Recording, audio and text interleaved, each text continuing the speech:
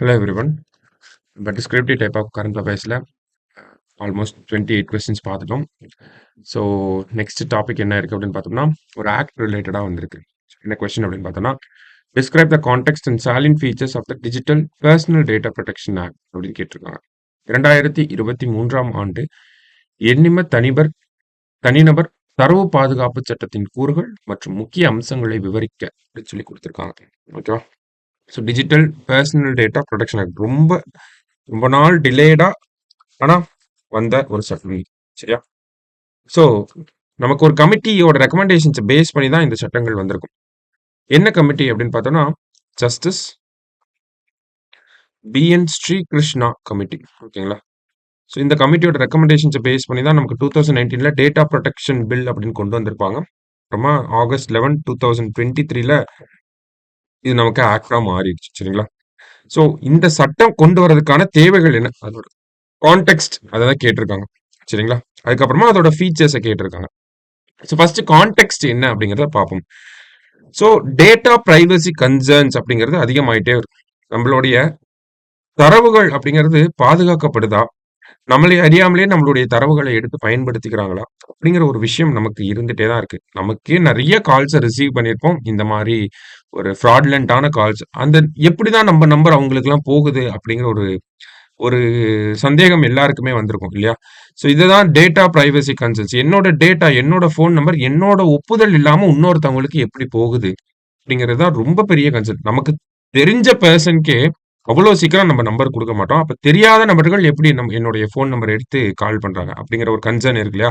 So இந்த data privacy concern அப்படிங்கிறது ரொம்ப அதிகமாயிட்டே போகுது இந்தியன் சொசைட்டில. அப்ப அதுக்கு ஏத்த மாதிரி ஒரு சட்டத்தை கொண்டு வந்து டேட்டாவை பாதுகாக்கணும். அதுதான் rise of data privacy concerns. அடுத்தது குளோபல் ஸ்டாண்டர்ட்ஸ். இந்தியாவில் தான் இன்னமும் இந்த மாதிரியான டேட்டாவை நம்மளோட கன்சென்ட்டே இல்லாம எடுத்துட்டு போயிட்டு இருக்காங்க. ஆனா உலக அளவுல பாக்குறப்ப, உலக ரீதியா நிறைய சட்டங்கள், நிறைய ரெகுலேஷன்ஸ் அப்படிங்கறது குளோபல் ஸ்டாண்டர்ட்ல கொண்டு வந்திருக்காங்க. குளோபல் லெவல்ஸ்ல பாக்குறப்ப அதுக்கு பெஸ்ட் எக்ஸாம்பிளா என்ன சொல்லலாம்னா யூரோப்பியன் யூனியனோட ஜெனரல் டேட்டா ப்ரொடெக்ஷன் ரெகுலேஷன் அப்படிங்கறத கொண்டு வந்திருக்காங்க. சரியா? சோ இந்த மாதிரியான ஒரு ரெகுலேஷன் இந்தியாவில் இவ்வளவு நாள் இல்லாம இருந்துச்சு. இப்பதான் அதை நம்ம கொண்டு வந்திருக்கோம். அப்ப இந்தியாவோட அந்த டேட்டா ப்ரொடெக்ஷன் அப்படிங்கிறது குளோபல் ஸ்டாண்டர்ட்ஸ்க்கு போகணும் அப்படிங்கிறதுக்காகவும் இந்த சட்டம் கொண்டு வரப்பட்டுச்சு.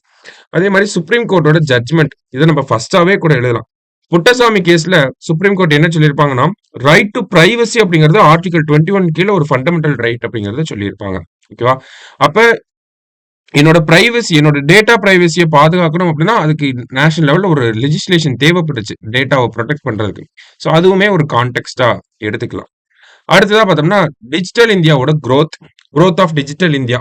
ஏன்னா நம்ம எல்லாமே கேஷ்லெஸ் எக்கானமியா மாட்டோம். எல்லாமே இப்ப ஜிபே, போன்பே இப்படிதான் நம்ம போயிட்டு இருக்கோம். அப்படி இருக்கப்ப நம்மளோட டிஜிட்டல் லெவல் இருக்கக்கூடிய டேட்டாஸை ப்ரொடெக்ட் பண்ணணும்.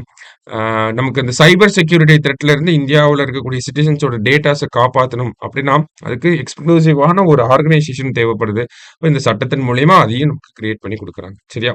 ஸோ இதெல்லாம் தான் இந்த கான்டெக்ட் அப்படின்னு நம்ம சொல்றோம். ஓகேவா? அடுத்தது இந்த ஆக்டோட சாலியன் ஃபீச்சர்ஸ் என்ன? இந்த ஆக்டை பத்தி தெரிஞ்சுக்கணும்னா ஒரு சில டெஃபினிஷன்ஸை பத்தி நம்ம புரிஞ்சுக்கணும். இந்த சட்டத்துல பார்த்தோம்னா டேட்டா பிரின்சிபல் அப்படின்னு சொல்லி டிஃபைன் பண்ணியிருப்பாங்க. டேட்டா பிரின்சிபல்னா யார் அப்படின்னு பார்த்தோம்னா ஒரு டேட்டாவோட ஓனர். உங்க ஃபோன் நம்பர், உங்களுடைய டேட் ஆஃப் பர்த், உங்களுடைய லொகேஷன், அட்ரஸ், இது எல்லாத்துக்குமே டேட்டா பிரின்சிபல் யாருன்னா நீங்க தான் அந்த டேட்டாவோட ஓனர்.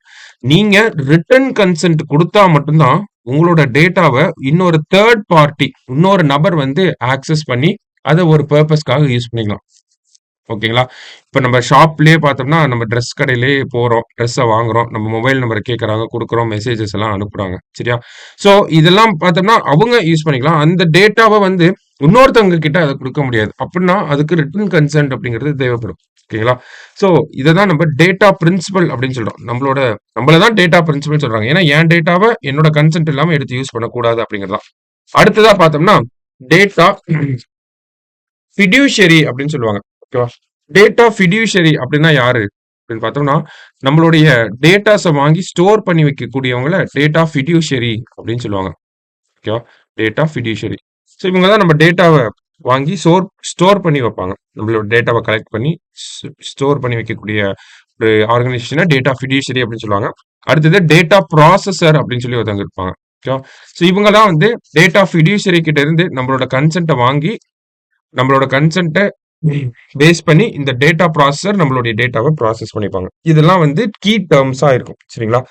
ஸோ அடுத்தது இந்த சாலியன்ட் ஃபீச்சர்ஸ்க்குள்ள இப்ப போவோம் நம்ம. Salient features of the act. Consent based data processing. Individuals தான் என்ன சொல்றாங்க? டேட்டா பிரின்சிபல்ன்னு சொல்றாங்க. அவங்க கன்சென்ட் அப்படிங்கிறத ரிட்டன் கன்சென்ட்டா குடுத்தா மட்டும் தான் டேட்டாவ பயன்படுத்த முடியும். ஓகேங்களா? ஸோ ஒரு சோசியல் மீடியா பிளாட்ஃபார்ம் இருக்காங்க அப்படின்னா, ஆ என்னோட பெர்சனல் இன்ஃபர்மேஷன யூஸ் பண்றதுக்கு முன்னாடி என்கிட்ட ஒரு ரிட்டன் கன்சென்ட் அப்படிங்கிறத வாங்கியிருக்கணும். சரியா? அதுதான் சொல்றாங்க. அடுத்தது டேட்டா ஃபிடியூசரி. டேட்டா ஃபிடியூசரின்னா யாரு? அந்த டேட்டாவ கலெக்ட் பண்ணி ஸ்டோர் பண்ணக்கூடியவங்கள தான் டேட்டா ஃபிடியூசரின்னு சொல்றோம். அவங்க என்ன பண்ணணும்னா, அவங்களோட ப்ராசஸ்ல வந்து டிரான்ஸ்பரன்சிய கொண்டு வரணும் அப்படிங்கிறத குடுத்திருக்காங்க. அந்த டேட்டாஸ்க்கு அவங்க தான் ரெஸ்பான்சிபிள் அப்படின்னு சொல்லியிருக்காங்க. டேட்டா திருட்டு போச்சுன்னா அவங்க கிட்ட தான் வந்து நம்ப அவங்கள தான் கவர்ன்மெண்ட் வந்து கொஸ்டின் பண்ணுவாங்க. எக்ஸாம்பிளுக்கு ஒரு காமர்ஸ் வெப்சைட் அவங்க நம்ம டேட்டாஸ ஸ்டோர் பண்றாங்க இல்லையா? ஸோ அப்ப அவங்களோட வெப்சைட்குள்ள ஒரு தேர்ட் பார்ட்டி வந்து அன்ஆத்தரைஸ்டா ஹேக் பண்ணிலாம் இதெல்லாம் பண்ணக்கூடாது. அப்ப அவங்க தான் இந்த டேட்டாவ புரொடெக்ட் பண்றதுக்கு அவங்க தான் ரெஸ்பான்சிபிலிட்டி. சரியா? அடுத்தது right to access and correction. Data பிரின்சிபல்ஸ்ன்னு சொல்லுவோம். ஒரு இண்டிவிஜுவல தான் டேட்டா பிரின்சிபல் அப்படின்னு சொல்லுவோம். நான் ஒரு டேட்டாவ குடுக்குறேன். ஃபியூச்சர்ல எனக்கு அந்த டேட்டா வந்து சேஞ்ச் பண்ணணும், இல்ல எரேஸ் பண்ணணும் அப்படின்னா நான் அத பண்ணிக்கலாம். இப்போ நான் ஒரு கன்சென்ட்ட குடுக்குறேன் ஒரு ஆர்கனைசேஷன் கிட்ட என் டேட்டாவ யூஸ் பண்ணிக்கோங்க அப்படின்னு சொல்லி நான் கன்சென்ட் குடுக்குறேன். ஃபியூச்சர்ல எனக்கு வேணான்னு தோணுச்சுன்னா, நான் போய் அந்த டேட்டாவ வந்து நீங்க இனிமேல் என் கன்சென்ட்ட வந்து கேன்சல் பண்ணிருங்க. இனிமேல் யூஸ் பண்ண வேணாம் அப்படிங்கிறதையும் என்னால சொல்ல முடியும். சரிங்களா? ஸோ இதுதான் right to access and information. Correction. சரியா? அடுத்தது application of data processes. Data processes நம்மளோட டேட்டாவ ப்ராசஸ் பண்ணக்கூடியவங்க என்ன பண்ணணும் அப்படின்னா, இந்தியாவுல இருக்கக்கூடிய இந்த டேட்டா புரொடெக்ஷன் ஆக்ட்ல இருக்கக்கூடிய எல்லா ப்ரொவிஷன்ஸையும் டு த பாயிண்ட் ஃபாலோ பண்ணணும் அப்படிங்கிறது தான் அவங்களோட ஆப்ளிகேஷன்ஸ். இந்தியாவில் இருக்கக்கூடிய சட்டதிட்டங்கள் எல்லாத்தையுமே கரெக்டா ஃபாலோ பண்ணணும். அதான் ஆப்ளிகேஷன். அது இந்தியன் கம்பெனிஸா இருந்தாலும் சரி, ஃபாரின் கம்பெனிஸா இருந்தாலும் சரி. அடுத்ததா பார்த்தோம்னா டேட்டா லோக்கலைசேஷன் அப்படின்னு சொல்லி கொடுத்துருக்காங்க. ஓகேவா? ஸோ இதுல என்ன சொல்றாங்க அப்படின்னா, ரொம்ப கிரிட்டிக்கலான டேட்டா சிலவற்று இருக்கும். ஓகேங்களா? நம்மளோட பர்சனல் டேட்டா அதெல்லாம் நிறைய ரொம்ப இம்பார்ட்டன்டான டேட்டாஸ் இருக்கும். அந்த இம்பார்ட்டன்டான டேட்டாஸ் எல்லாத்தையுமே நம்ம இந்தியாவுக்குள்ள தான் ஸ்டோர் பண்ணணும். ஃபாரின் கண்ட்ரில ஸ்டோர் பண்ணக்கூடாது. எக்ஸாம்பிளுக்கு பார்த்தோம்னா இந்தியன் சிட்டிசன்ஸோட ஹெல்த் ரெக்கார்ட்ஸ். இந்தியன் சிட்டிசனோட ஹெல்த் ரெக்கார்ட்ஸ் ஒரு ஆர்கனைசேஷன் கலெக்ட் பண்றாங்க அப்படின்னா, அந்த டேட்டாஸ் எல்லாமே இந்தியாவுக்குள்ள தான் ஸ்டோர் பண்ணியிருக்கணும். வெளிநாடுகள்ல ஸ்டோர் பண்ணக்கூடாது அப்படிங்கிறது. சரியா? அடுத்தது பெனால்டிஸ் ஃபார் பிரீச் அப்படின்னு கொடுத்துருக்காங்க. இப்போ ஒரு ஆர்கனைசேஷன் நம்மளோட டேட்டாவை ஸ்டோர் பண்ணி வச்சிருக்காங்க. அந்த ஆர்கனைசேஷன் ஸ்டோர் பண்ணி வச்சிருக்க டேட்டா வந்து பிரீச் ஆயிருச்சு. சைபர் த்ரெட்னால இது வந்து ஹேக் பண்ணி எடுத்துட்டாங்க. ஓகேவா? ஸோ அப்படி இருக்கப்ப கவர்மெண்ட் அவங்க மேல வந்து ஃபைன் போட முடியும். எவ்வளவு ஃபைன் போடுறாங்க அப்படின்னா, டிபெண்டிங் ஆன் தட் பிரீச் 10,000ல இருந்து 250 crore வரைக்கும் கவர்மெண்ட்னால ஃபைன் போட முடியும். ஸோ அது இந்த ஆக்ட்லயே சொல்லப்பட்டிருக்கு. ஓகேங்களா? அடுத்தது கிரீவன்ஸ் ரெட்ரஸல் மெக்கானிசம் அப்படின்னு சொல்லி கொடுத்திருக்காங்க. ஓகேவா? இந்த கிரீவன்ஸ் ரெட்ரஸல் மெக்கானிசம்ல 2 விஷயங்களை பண்ணியிருக்காங்க.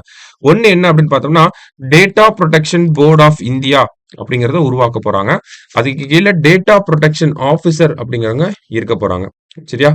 ஸோ ஒரு data protection board of India, data protection officer இவங்க எல்லாம் இருக்க போறாங்க. இந்த டேட்டா ப்ரொடெக்ஷன் ஆஃபீஸர் அப்படிங்கிறது நம்ம டேட்டா ஃபிடியூசரி அப்படின்னு சொல்லி ஒரு வார்த்தை பார்த்தோம்.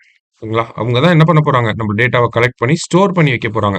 இந்த டேட்டா ஃபிடியூசரி ஒவ்வொரு ஆர்கனைசேஷனுக்கும் ஒரு டேட்டா ப்ரொடெக்ஷன் ஆஃபீஸரை கொண்டு வந்திருப்பாங்க. ஓகேவா? இது எல்லாத்தையும் ஓவராலா மேனேஜ் பண்றது யாருன்னா இந்த data protection board of India. சரிங்களா?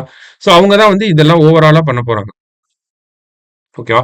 Data protection board of India overall mechanism பார்த்துக்க போறாங்க. டேட்டா ப்ரொடெக்ஷன் ஆஃபீஸர் ஒவ்வொரு ஆர்கனைசேஷனும் ஒவ்வொரு டேட்டா ஃபிடியூசரி ஆர்கனைசேஷனும் இந்த டேட்டா ப்ரொடெக்ஷன் ஆஃபீஸர் அப்படிங்கறத போட போறாங்க. சரியா?